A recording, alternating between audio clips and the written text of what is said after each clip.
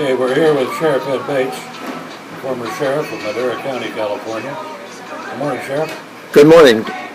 Sheriff, you know, in all the years you've been in law enforcement, and you're the member of the greatest generation, going way back when. Yeah. You've seen changes. Oh, yes. A lot of changes in the law enforcement world.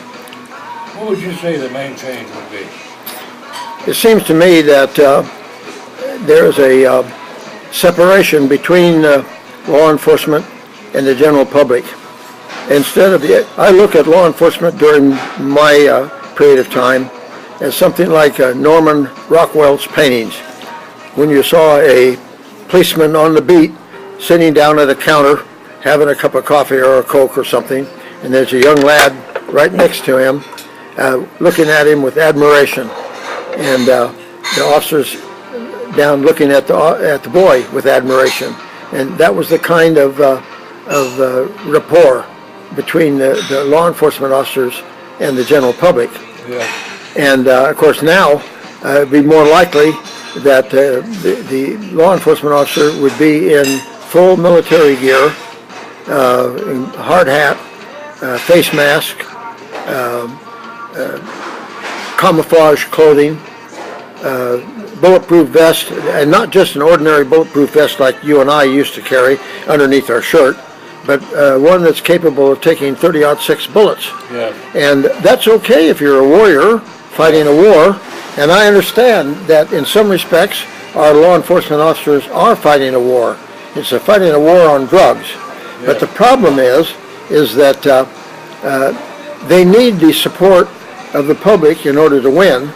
And just today, for example, on television, we saw that at a school in some location, they apprehended 3 young boys in the 3rd grade that were in the restroom of the school smoking marijuana out of marijuana pipes. Yes. And I would say that no doubt is a result of the lessening of laws, and worse than the laws, it's a culture.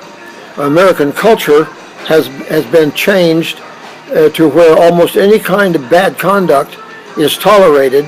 In fact, in some cases nowadays, encouraged. Yes. So go ahead. Can you tell me, Sheriff, on one more subject, in this opening video for YouTube, Oh yeah. the Radio Detective Show, Right. Can you tell me your idea of why they talk so much against profiling? Why they do what? So much against profiling. Oh, profiling. Oh, yeah. It's because they want to be politically correct. You see, you and I know that if we respond today to an armed robbery of a bank across the street, and we saw 2 or 3 men come out of there, and one of them particularly we noted because he was red-headed, and another one was almost bald, like a skinhead. See, and so we'd run over there, but if they were running off in a car before we could get into ours, we would put out an all-points bulletin saying that. But if they happened to be black, or Hispanic, or Asian, we wouldn't be allowed to say that. Right. Because they'd say we were profiling those people. Well, of course we profile those people. We profile every person that we see that is involved in a crime. We have to do that. And the same is true in even crime prevention. And of course that's getting a little more touchy.